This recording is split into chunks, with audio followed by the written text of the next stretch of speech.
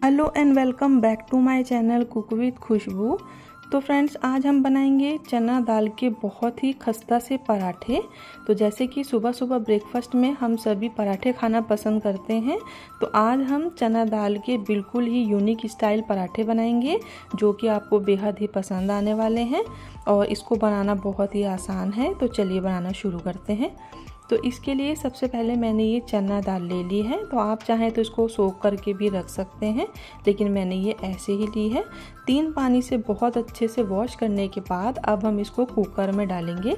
और कुकर में डालने के बाद हमें इसको बॉईल करना है।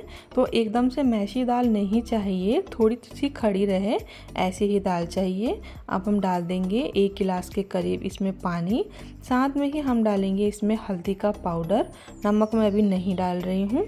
अब हम लगा देंगे कुकर की लीड और इसमें हम कम से कम 2 से 3 विसिल लगा लेंगे जब तक कि दाल सॉफ्ट ना हो जाए। अब हम कुकर को ओपन करके देखते हैं। तो ये देखिए, मैं स्पैचुला से आपको चलाकर दिखाती हूँ।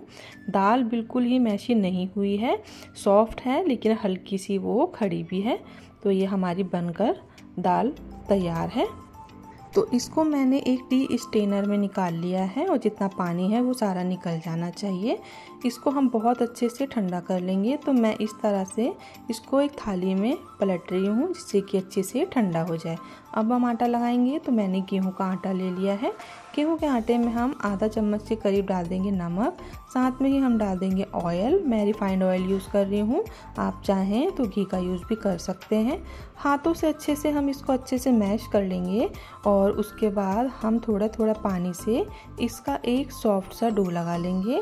तो ज़्यादा टाइट डो होगा तो चना की दाल जो है वो फटकर बाहर निकल जाएगी। इस चीज़ का ध्यान रखें कि हमें आटे का जो डो है वो बहुत सॉफ्ट लगाना है। इस तरह से हम आटे का डो लगा लेंगे और उसके बाद कम से कम 15 से 20 मिनट रेस्ट के लिए रखेंगे। अब दाल देख लेते हैं। तो दाल को मैं स्पून से इस तरह से मैश कर रही हूँ। आप चाहें तो इसको पल्स मोड पर मिक्सर में चला भी सकते हैं। अब मैंने लिया है एक तड़का पैन। तो उसमें मैं डाल दूँगी 2 चम्मच के करीब घी। इसी के साथ हम डाल देंगे इसमें जीरा। साथ में मैं डाल दूँगी आधा चम्मच के करीब हींग और हम डालेंगे इसमें कसूरी मेथी। तो इसका टेस्ट जो है बहुत अच्छा आता है। हल्का सा हम इसको स्पून से इस तरह से मिक्स करेंगे, अच्छा सा ये रेड हो जाना चाहिए। अब ये देखिए, मैं डाल रही हूँ कश्मीरी कलर। सबको अच्छे से हम इस तरह से मिक्स करेंगे और दाल के ऊपर हम इसका तड़का दे देंगे। तो फ्रेंड्स, इस तरह से जब आप इसको पराठों को बनाएंगे तो यकीन मानिए बहुत बढ़िया सा हमारा टेस्ट आता है। अब हम डालेंगे इसमें बाकी के मसाले। तो मैं ये हरी मिर्च डाल रही हूँ। आधा चम्मच हम डाल देंगे नमक। 1 चम्मच हम डाल देंगे लाल मिर्च का पाउडर। आधा चम्मच हम डाल देंगे गरम मसाला।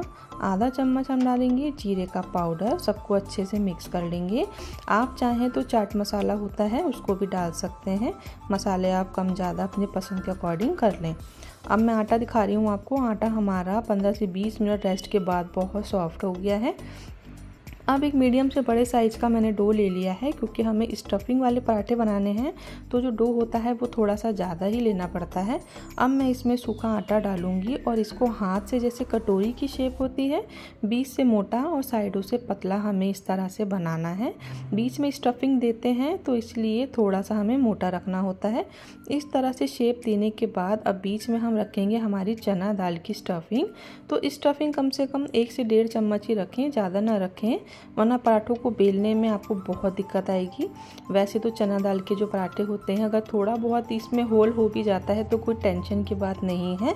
जहाँ जहाँ से दाल जो फ्राई होता है पराठा, तो वो बहुत बढ़िया टेस्ट भी आता है। इस तरह से हम इसको बंद करते हुए इस तरह फ्लैट करेंगे। थोड़ा सा सूखा आटा डाल लेंगे और उसके बाद हम इसको अच्छे से बेल लेंगे।